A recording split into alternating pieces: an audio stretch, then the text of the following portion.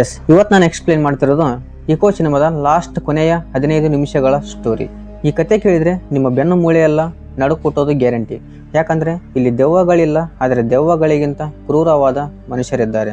ಸಿನಿಮಾದ ಉದ್ದಕ್ಕೂ ಮಾಲತಿ ಅನ್ನೋ ಹೆಣ್ಣುಮಗಳು ಭಾಳ ಪಾಪದವಳು, ಗಂಡ ನಾಪತ್ತೆಯಾಗಿ ಒಂಟಿಯಾಗಿ ನರಳುತ್ತಿದ್ದಾಳೆ ಅಂತ ನೀವು ಸಿನಿಮಾ ನೋಡುವಾಗ ಅಂದುಕೊಂಡಿರ್ತೀರಿ. ಆದರೆ ಅಲ್ಲಿ ನಿಮಗೆ ಸಿನಿಮಾ ಪೂರ್ತಿಯಾಗಿ ಅರ್ಥ ಆಗಿಲ್ಲ ಅಂತ ಅರ್ಥ.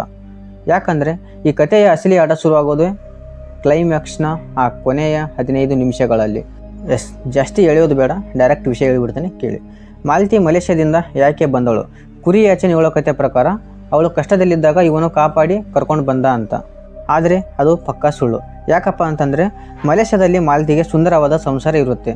ಅವಳಿಗೆ ಒಬ್ಬ ಗಂಡ ಇರ್ತಾನೆ. ಆದರೆ ಈ ಕುರಿ ಯಾಚನ್ ಮತ್ತು ಅವನ ಕಳ್ಳ ಗೆಳೆಯ ಮೋಹನ್ ಪೋತನ್ ಮಾಲತಿಯನ್ನು ದಕ್ಕಿಸಿಕೊಳ್ಳೋಕ್ಕೆ ಅವಳ ಗಂಡನ ಮೇಲೆ ದೊರೆಡೆ ಕೇಸ್ ಹಾಕಿ ಜೈಲಿಗೆ ಕಳಿಸ್ತಾರೆ.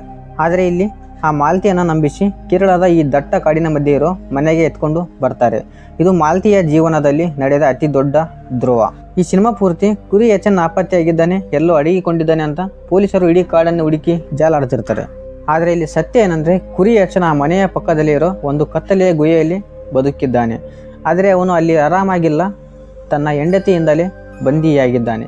ಮಾಲತಿ ಯಾವಾಗ ತನ್ನ ಗಂಡ ಮತ್ತು ಮೋಹನ್ ಪೋತನ್ ಸೇರಿ ತನಗೆ ಮೋಸ ಮಾಡಿದರೆ ಅಂತ ತಿಳಿಯುತ್ತೋ ಅಂದೇ ಅವಳ ಒಳಗಿನ ಶಾಂತ ಮಹಿಳೆಯ ಸತ್ತು ಶೇಡಿನ ಮಹಾರಾಣಿ ಹುಟ್ಟಿಕೊಳ್ತಾಳೆ.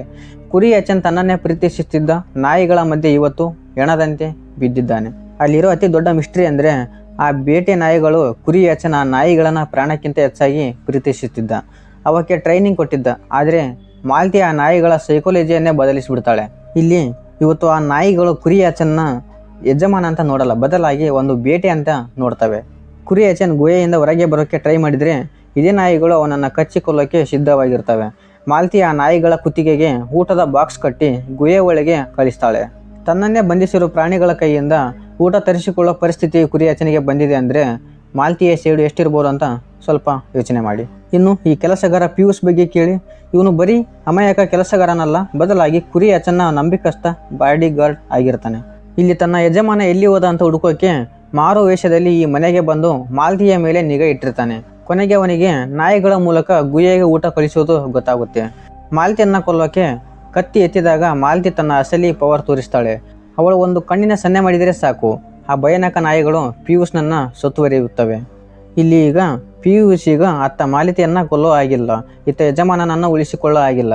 ಮಾಲತಿ ಸತ್ತರೆ ಕುರಿ ಯಾಚನಿಗೆ ಊಟ ಕೊಡೋರು ಯಾರಿಲ್ಲ. ಕೊನೆಗೆ ಪಿಯೂಷ್ ಕೂಡ ಆ ಮನೆಯ ನಾಯಿಗಳಂತೆ ಮಾಲತಿಯ ಮತ್ತೊಬ್ಬ ಗುಲಾಮನಾಗಿ ಬಿಡ್ತಾನೆ. ಈ ಸಿನಿಮಾದಲ್ಲಿ ಏನಪ್ಪ ಅಂತಂದರೆ ಈ ಕ್ಲೈಮ್ಯಾಕ್ಸಲ್ಲಿ ಡೀಟೇಲ್ ಆಗಿ ವಿವರಣೆ ಕೊಡದೆ ಸಿನಿಮಾನ ಮುಗಿಸ್ಬಿಡ್ತಾರೆ. ಈ ಸಿನಿಮಾ ಬಗ್ಗೆ ನಾನು ಒಂದು ಸ್ವಲ್ಪ ರಿವ್ಯೂ ಕೊಟ್ಬಿಡ್ತೀನಿ ಕೇಳಿ. ಯಾಕಪ್ಪ ಅಂತಂದರೆ ಈ ಸಿನಿಮಾ ಫುಲ್ ಮೂವಿ ಎಕ್ಸ್ಪ್ಲೇನ್ ಮಾಡೋಕ್ಕೆ ನನ್ನ ಹತ್ರ ಟೈಮ್ ಇಲ್ಲ. ಅದಕ್ಕೆ ಇಕೋ ಅನ್ನೋದು ಕೇವಲ ಮಲಯಾಳಂ ಸಿನಿಮಾ ಅಲ್ಲ, ಅದೊಂದು ಮನಸ್ಸಿನ ವಿಕೃತ ಮನಸ್ಸಿನ ಕನ್ನಡಿ. ಈ ಸಿನಿಮಾದ ಪ್ಲಸ್ ಪಾಯಿಂಟ್ ಅಂದರೆ ಸಿನಿಮಾದ ವಾತಾವರಣ, ಆ ಕಾಡು, ಆ ಮನೆ ಮತ್ತು ಸದಾ ಕಾಡು, ಆ ನಾಯಿಗಳ ಹರಿವು ನಿಮ್ಮನ್ನು ಸಿನಿಮಾದ ಒಳಗೆ ಎತ್ಕೊಳ್ಳುತ್ತೆ. ಇಲ್ಲಿ ಮಾಲತಿ ಪಾತ್ರದಲ್ಲಿ ಬಿಯಾನ್ ಮಾಮಿನಿ ಅವರ ನಟನೆ ಅದ್ಭುತವಾಗಿದೆ. ಅವರು ಹೆಚ್ಚು ಮಾತಾಡಲ್ಲ, ಆದರೆ ಅವರ ಕಣ್ಣುಗಳೇ ಕತೆ ಹೇಳ್ತವೆ. ಈ ಸಿನಿಮಾದ ಮೈನಸ್ ಪಾಯಿಂಟ್ ಅಂದರೆ ಇದು ಎಲ್ಲರಿಗೂ ಇಷ್ಟ ಆಗುವ ಸಿನಿಮಾವಲ್ಲ. ಯಾಕಂದರೆ ಇದು ತುಂಬ ನಿಧಾನವಾಗಿ ಸಾಗುತ್ತೆ. ನೀವೇನಾದರೂ ಮಾಸ್ ಮೂವಿನ ನೋಡೋರಾದರೆ ಈ ಸಿನಿಮಾ ಸ್ವಲ್ಪ ಬೋರ್ ಆಗ್ಬೋದು, ಇಲ್ಲ ಇಷ್ಟ ಆಗದೇನೂ ಇರ್ಬೋದು.